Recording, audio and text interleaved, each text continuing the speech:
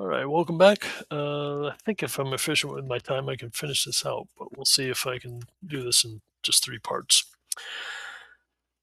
So we left off talking about the kind of knock-on effects of what Martin Luther had accomplished, and how others began to interpret faith in their own way, leading to this fracturing of Christian faith. We talked about Huldrych Zwingli and also the Anabaptists as two of these examples. Another key Protestant figure emerging in the decades after, or almost alongside, you might say, of Martin Luther, was that of John Calvin, who was a French priest. Calvin was forced into exile after the King of France began to persecute Protestants within the confines of the Church of the French state.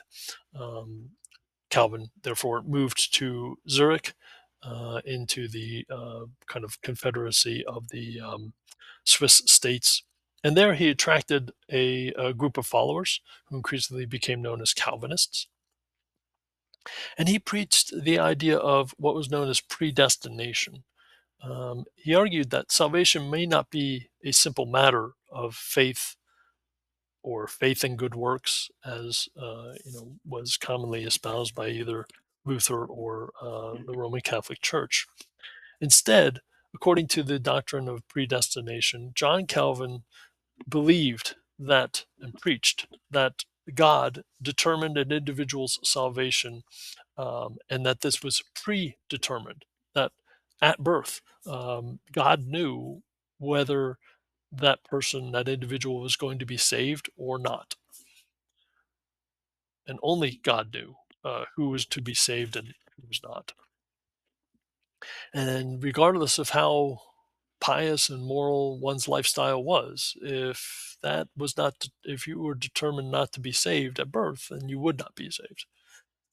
Um, in order to ensure that people had the best chance of being saved, Calvin argued that there all members of the church, all members of society, all Christians should practice strict doctrinal discipline, and that this should be the basis for governing not only moral behavior but also communal behavior as well.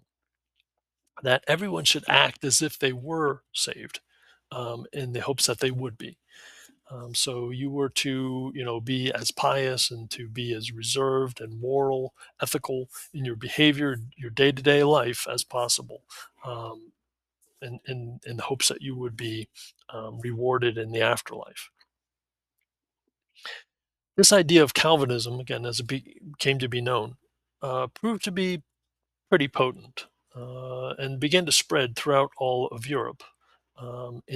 It was particularly popular in Scotland, France, the Netherlands, in some of the German principalities, within the Holy Roman Empire, in areas of what would become Poland, Hungary, in England, the country of England itself. You had a community of Calvinists who identified themselves and named themselves Puritans. This was predicated on the idea that they wanted to purify the church. Um, and of course, it would be these Puritans from England that would, want to reform the church in England itself when they believed, or they argued that the reforms weren't going far enough, that the church was still kind of corruptive in its practices, or um, tempted to be corrupt. They decided that they could no longer live in England. They moved for a brief period to the Calvinist friendly state of the Netherlands.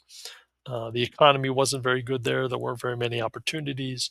And so, after a very short stay there, those same Puritans relocated themselves again, this time traveling to the New World, to the eastern seaboard.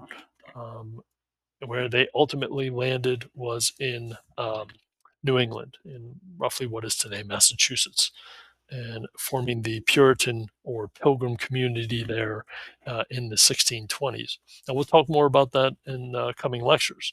But I go kind of give a sneak peek here because it demonstrates how fundamental Calvinist like principles are to the early formation of a new identity in the Americas themselves, and how, in many cases, the intellectual foundations of American identity, steeped in Calvinism, Puritanism, as we would know it, uh, are foundational to you know our understanding or our idealized interpretation. Things like, you know, uh, a disciplined work ethic. That if you work hard, you'll be rewarded. Well, that's Puritan in origin. That's Calvinist in teaching. And so it's kind of core to understand where kind of a more American like mindset is coming from as far as that type of an identity is beginning to manifest itself. Again, stick a pin in that. We'll come back to it. But I just wanted to kind of allude to it so that we can begin to trace themes across these lectures here. So, to be sure, there were fractures that were occurring within the church, that this was a spiritual shattering, again, as you might call it. But these were also going to have political consequences. Um, and this is where we get into aspects of Protestantism and politics. To use two states as kind of case studies here, we'll look at France and the experiences in France, and also the experiences in England. To begin in France, by the 1550s, one third of all French nobles had converted to Calvinism, usually through the persuasive help of their spouses, noble women. Again, women, anytime there is a new religious or spiritual movement, typically women are more inclined to um, take up those practices because there's more opportunity for kind of getting outside of the confines of a largely predetermined social or religious order. If there's a new burgeoning movement, then this means that women can play more of a hands-on, cutting edge role um, for those that are more ambitious. And Protestantism was no exception to that. So as a result, by the 1550s, many French nobles were, buying into these ideas of Calvinist ideas, pure, or I should say, Protestant ideas. French Calvinists were known as Huguenots. This first term here on the slide. And by 1572, there was an easy peace that existed between the French monarchy, which was an institution that remained Catholic in its orientation, and his Huguenot subjects, the Protestants or Calvinist subjects.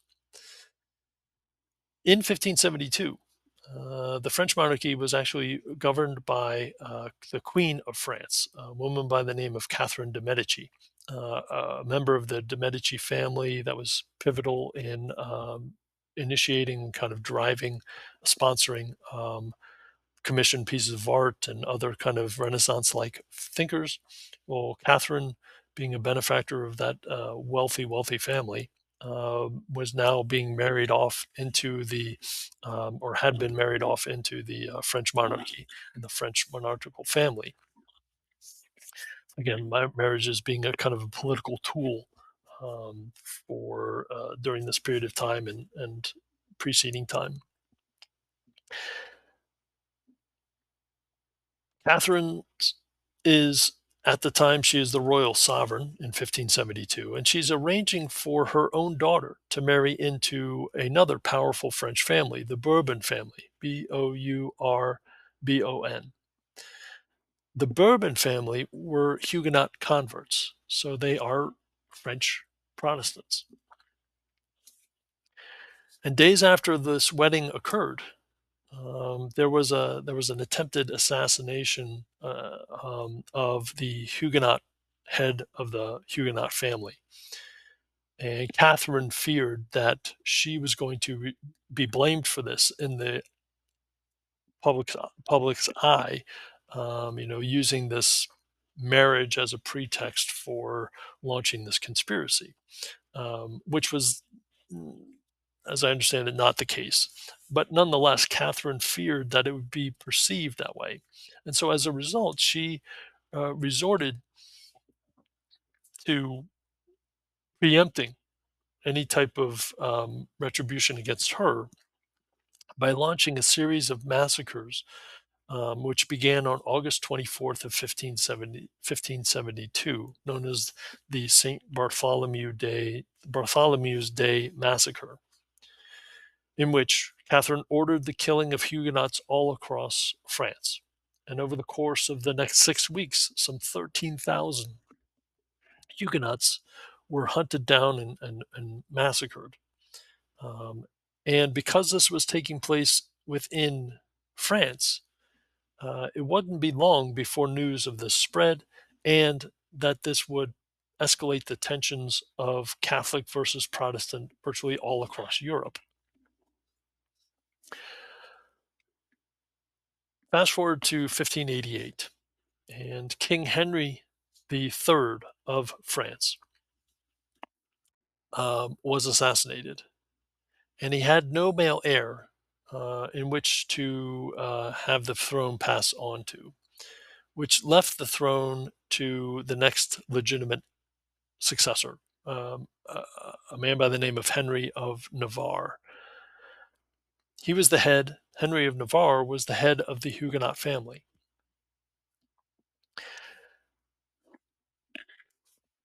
Of the Bourbon family, who were Huguenots. Henry agreed to become the next king of France. He became King Henry the Fourth, ruling from 1589 to 1610.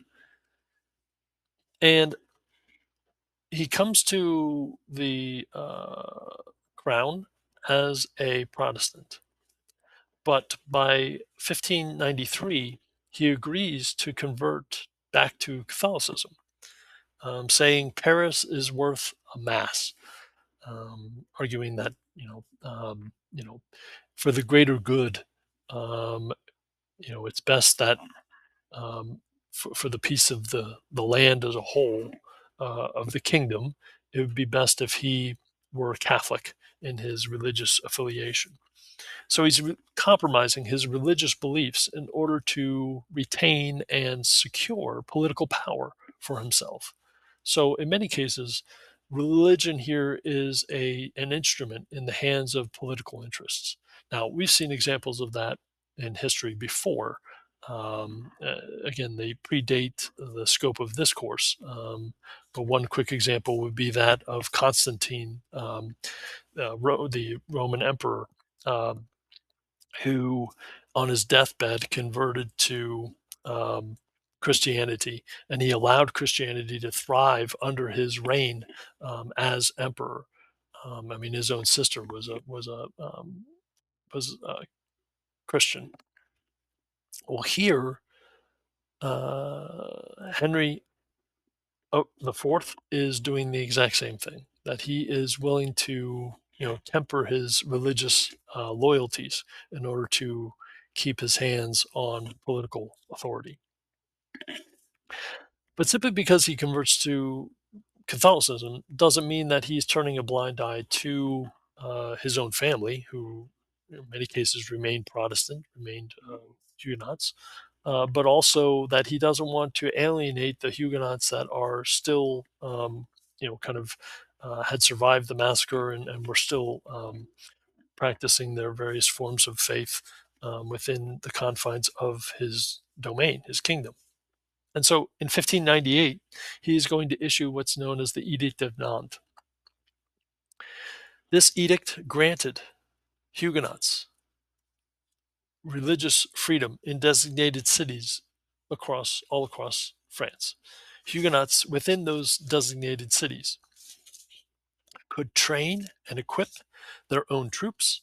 They could construct their own fortresses, defend their own cities, where they were allowed to worship openly and freely, and they could administer their own justice to make sure that this was actually um, a measure of sovereignty that had teeth to it.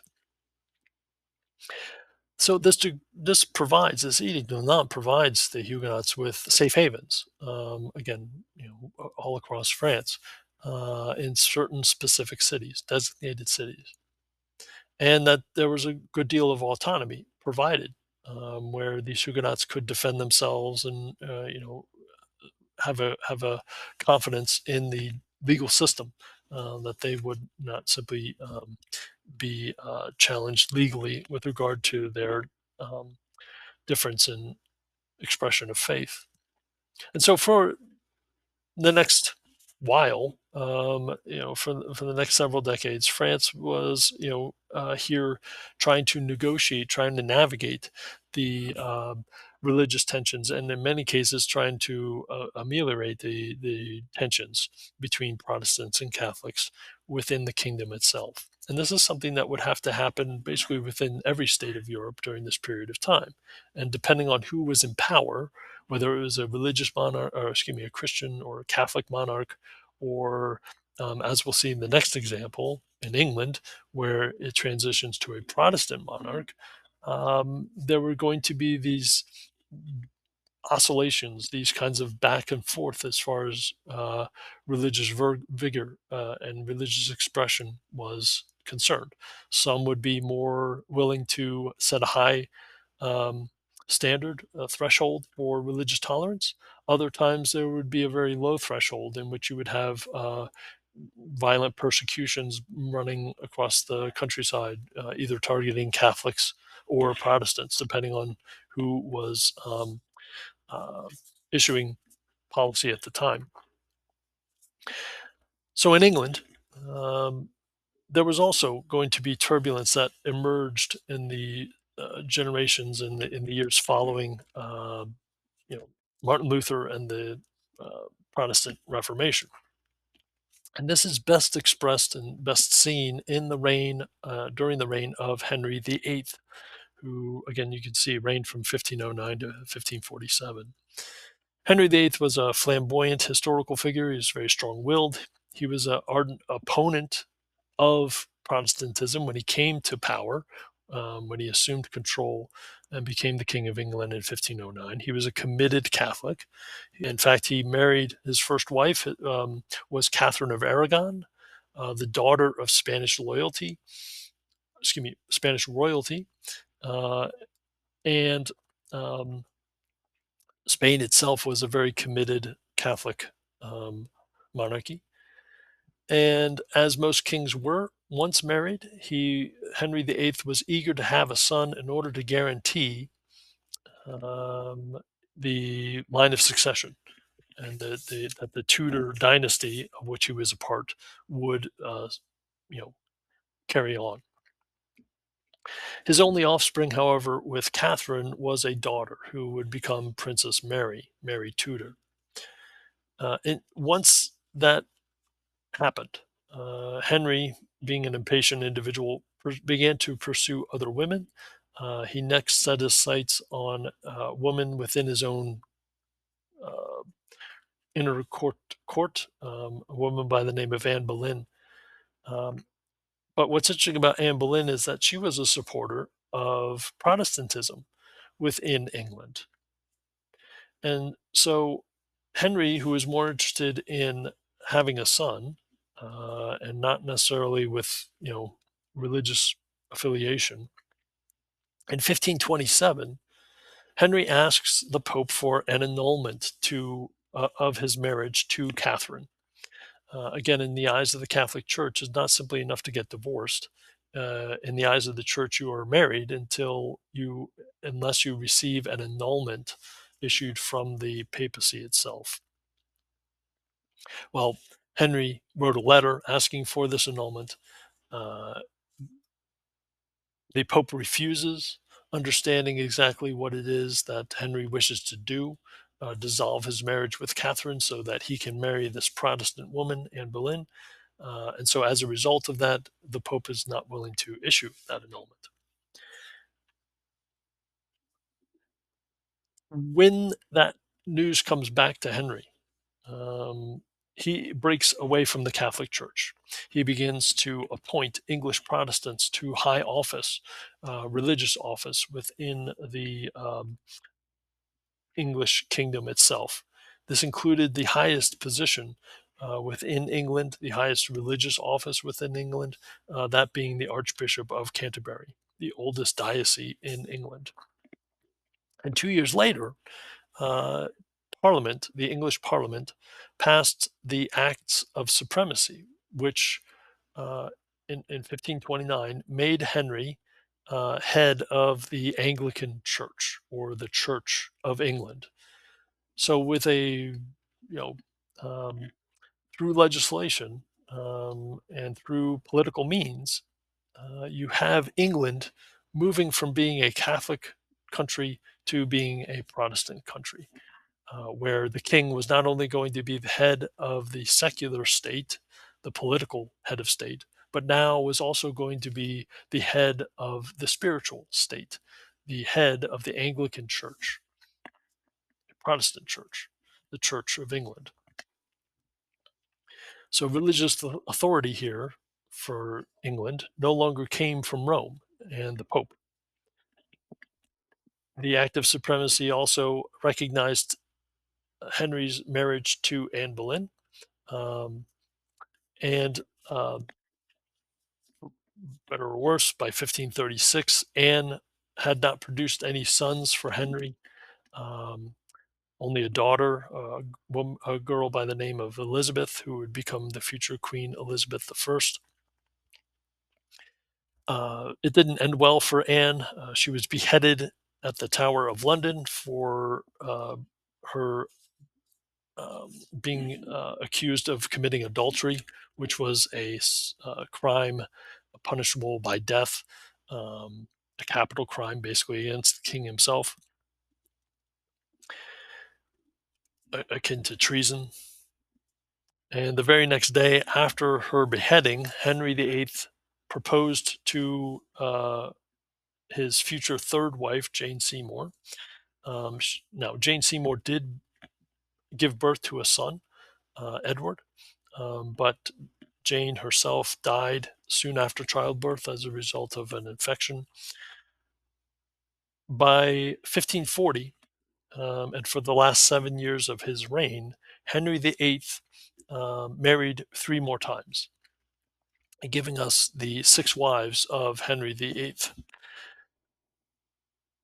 Again, you can see here in the English experience that there is this using uh, or manipulating religious um, loyalties in order to um, cater to and in order to enhance secular political authority. So the Protestant Reformation here is going to reap havoc throughout and across Europe.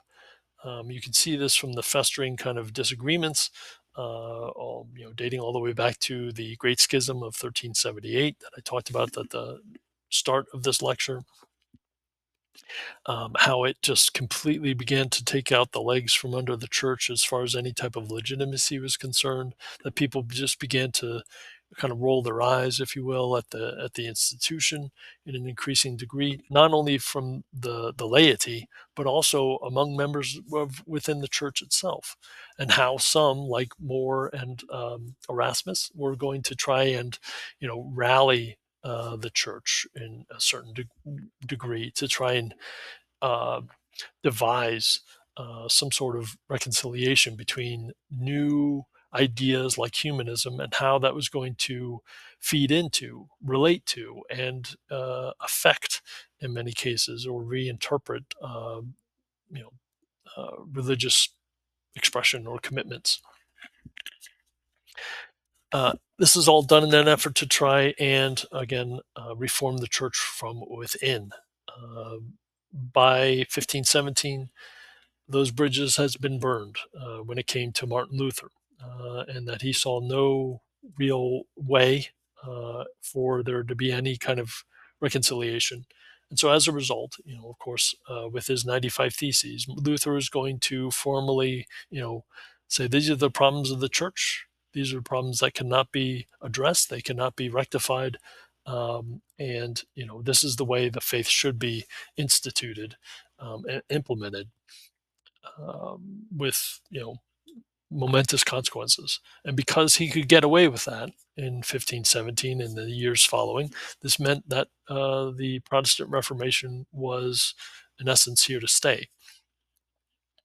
And it wouldn't be long, of course, by the late 16th and early 17th centuries, that the state, heads of state, Henry VIII, Henry IV in France, are going to begin to maneuver and kind of jockey and edit religious doctrine within their respective kingdoms in order to enhance their own political power and manipulate that in order to kind of um, to enhance their own authority.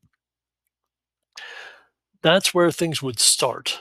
What's going to happen is that, particularly in the case of England, there's going to be this roughly a century or more in which there's going to be this back and forth between Protestant and Catholic rulers and heads of state, monarchies. And so, as a result, the religious alignment of the state itself is going to move back and forth as well, and create a good deal of tension and discord, as we'll see in the coming lectures. Right now, immediately, we're going to turn attention to how this is going to culminate in what's known as the 30 Years' War, where the competition between the church and the state are going to come to a head and are going to lead to the church, or excuse me, the state once and for all beginning to eclipse the power of the church itself by the year 1648 and the peace that comes out of the 30 Years' War itself. So that's what we'll turn attention to in the next lecture. So hang on for that in the next segment, or I should say, the road to the 30 Years' War.